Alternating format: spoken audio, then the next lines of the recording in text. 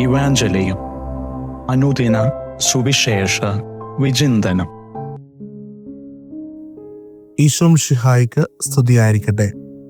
മത്തായി സുവിശേഷം 8-ാം അധ്യായം 5 മുതൽ 11 വരെയുള്ള വാക്യങ്ങളാണ് ധ്യാന വിഷയത്തിനായി തിരുസഭ നമുക്ക് തന്നിരിക്കുന്നത്.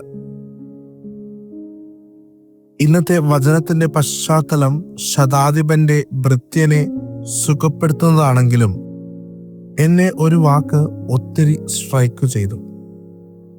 യാചനാപൂർവം നിൽക്കുന്ന ഏവനെയും കർത്താവ് സുഖപ്പെടുത്തും എന്ന് വചനം ശക്തമായി സാക്ഷ്യപ്പെടുത്തുന്നു.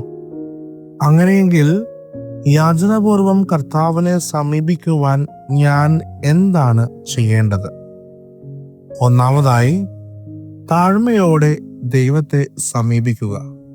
ശതാധിപൻ ശക്തിയും അധികാരവുമുള്ള ഒരു വ്യക്തിയായിരുന്നുവെങ്കിലും യേശുവിനോട് തൻ്റെ അർഹതയില്ലായ്മ പ്രകടിപ്പിച്ചു.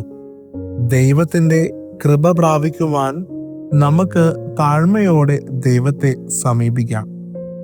യാക്കോബിന്റെ ലേഖനം 4-ാം അധ്യായം 10-ാം വാക്യം ഇങ്ങനെ പറയുന്നു: കർത്താവിന്റെ സന്നിധിയിൽ താഴ്മയുള്ളവരായിരിക്കുവിൻ, അവിടുന്ന് നിങ്ങളെ ഉയർത്തും. രണ്ടാമതായി, അപാരമായ വിശ്വാസത്തിന്റെ ശക്തി. ഒരു വാക്കു മതി എന്ന ശതാധിപന്റെ വാക്കുകൾ ദൈവത്തിന്റെ സർവശക്തിയിലും ആത്മാർത്ഥമായി വിശ്വാസം പ്രകടിപ്പിച്ച ഒരു വ്യക്തിയാണ് ശതാധിപൻ. അതുകൊണ്ട് പ്രിയമുള്ള ദൈവജനമേ, കർത്താവിന്റെ വചനത്തിലും പ്രവൃത്തിയിലും അടിയുറച്ച് വിശ്വസിക്കണം എന്ന് ഓർമ്മപ്പെടുത്തുന്നു. അതുകൊണ്ട് താഴ്മയോടെ ദൈവത്തെ സമീപിക്കുന്നവനെ അവന്റെ പ്രവൃത്തിയിലും വചനത്തിലും ആഴപ്പെടുവാൻ സാധിക്കുകയുള്ളൂ. അതുകൊണ്ട് പ്രിയമുള്ള ദൈവജനമേ, യാചനാപൂർവം കർത്താവിനെ സമീപിക്കാം.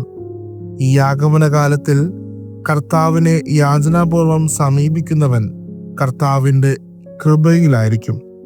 ദൈവം നമ്മളെ സമൃദ്ധമായി അനുഗ്രഹിക്കട്ടെ.